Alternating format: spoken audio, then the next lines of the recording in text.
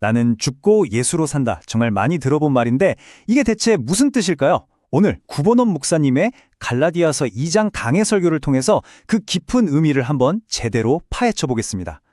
이 설교의 가장 핵심적인 구절이죠. 내가 그리스도와 함께 십자가에 못 박혔다. 바로 사도 바울의 고백인데요. 당시 최고의 엘리트 학자에서 모든 걸 잃고 텐트를 만드는 노동자가 된 한 남자가 내놓은 정말 역설적인 선언입니다. 아니, 죽었는데 어떻게 여전히 살아있다는 걸까요? 말이 좀 안 되잖아요. 자, 바울이 어떻게 이런 엄청난 깨달음에 이르게 되는지 그의 인생 여정을 한번 따라가 보면서 그 비밀을 풀어보겠습니다. 이 고백을 제대로 이해하려면요. 먼저 이 글을 쓴 바울이라는 사람이 어떤 사람이었고 또 그를 완전히 다른 사람으로 만들어버린 그 실현의 시간이 어땠는지를 알아야 합니다. 보통 그렇게 극적인 회심을 하면 바로 뭔가 대단한 일을 시작할 것 같잖아요. 그런데 바울은 아니었습니다. 놀랍게도요, 그 뒤로 무려 14년이 넘는 시간 동안 그냥 조용히 침묵 속에서 지냈다는 거예요. 이 시간이 바로 그의 모든 것이 완전히 뒤바뀌는 시기였습니다. 생각해보세요. 최고의 스승 밑에서 배우던 학자, 로마 시민권자라는 화려한 과거는 다 사라져버리고요. 가족과 동료들에게는 외면당한 채 그저 하루하루 텐트를 만들어서 먹고 사는 노동자의 현실만 남은 거죠.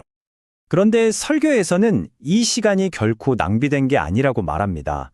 오히려 그의 내면에 있던 교만과 자존심을 다 부수고 딱딱하게 굳어있던 마음을 부드럽게 갈아엎는, 마음을 기경하는 꼭 필요한 시간이었다는 겁니다.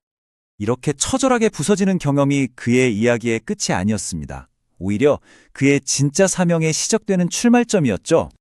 여기서 상처 입은 치유자라는 아주 놀라운 개념이 등장하는데요. 이게 뭐냐면 우리가 겪었던 그 아픈 과거의 상처들이 있잖아요. 그걸 하나님께 맡기면 그게 더 이상 부끄러운 약점이 아니라 나와 똑같은 아픔을 겪는 다른 사람을 위로하고 살리는 강력한 힘이 된다는 거예요.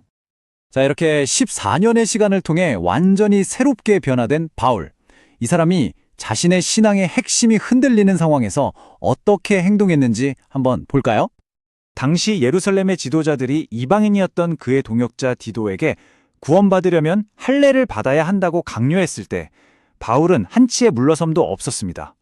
복음의 진리에는 그 어떤 조건도 덧붙일 수 없다면서 단호하게 거절했죠. 여기서 그치지 않습니다. 심지어 대선배이자 사도들의 리더였던 베드로가 사람들 눈치를 보면서 위선적으로 행동했을 때 모든 사람 앞에서 그를 책망하기까지 합니다. 사람의 체면이나 관계보다 하나님의 진리가 훨씬 더 중요했기 때문이죠. 근데 이게 그냥 성격이 강해서 나온 행동이 아니었어요. 이건 교만이 아니라 지난 14년간 자신의 모든 것이 다 무너지는 경험을 통해 얻게 된 아주 깊은 확신에서 나온 용기였습니다. 자, 이제 다시 설교의 중심 주제로 돌아와 보겠습니다.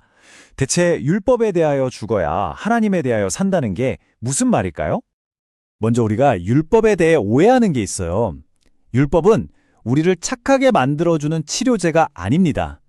그보다는 우리의 진짜 모습을 적나라하게 비춰주는 거울 같은 거죠.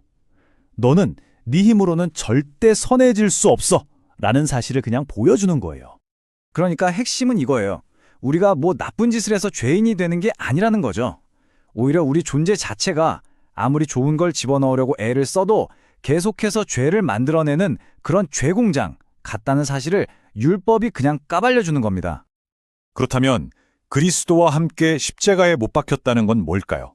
바로 이 죄공장인 옛 자아가 죽었다고 선언하고 내 삶의 주인을, 공장 주인을 그리스도로 바꾸는 주권의 교체를 의미하는 겁니다. 정말 역설적인데요. 내가 얼마나 부족하고 연약한 죄의 공장인지를 깊이 깨달으면 깨달을수록 반대로 나를 덮는 하나님의 은혜와 사랑이 얼마나 압도적으로 큰지를 더 강력하게 경험하게 된다는 겁니다. 이렇게 내 노력으로 사는 게 아니라 믿음으로 주인이 바뀐 삶을 살게 되면요. 구체적인 열매들이 나타나기 시작합니다. 이전과 다른 인내심이 생기고 상처가 치유되고 진리를 위해 용기를 내고 진짜 믿음으로 살아가는 그런 삶 말이죠. 자, 그렇다면 한번 생각해 보세요. 여러분의 옛 자아라는 공장은 지금 무엇을 생산하고 있나요? 이 설교가 말하는 핵심은 결국 이겁니다.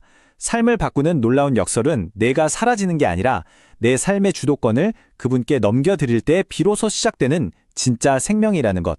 바로 그것입니다.